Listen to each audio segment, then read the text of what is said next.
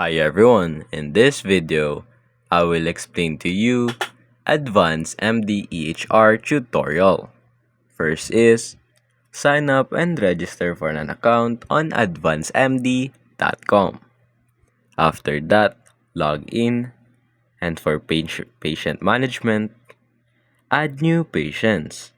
Manually add patients or import data from previous EHR system. Now manage appointments. Schedule and manage appointments from the calendar section. Set appointment reminders via email or SMS.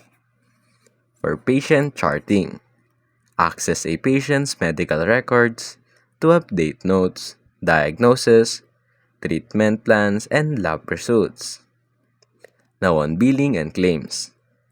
Create and submit claims. Generate claims using CPT and ICD codes and submit them electronically to insurance companies. On patient payments, manage patient payments, send invoices, and track balances from the billing section. For insurance verification, verify patient insurance coverage directly through the system. Now for reporting and analytics. Generate reports. Use the Reports tab to create financial, patient, and operational reports. Analyze trends. Track patient care, staff performance, and revenue trends. Now best practices. Stay compliant.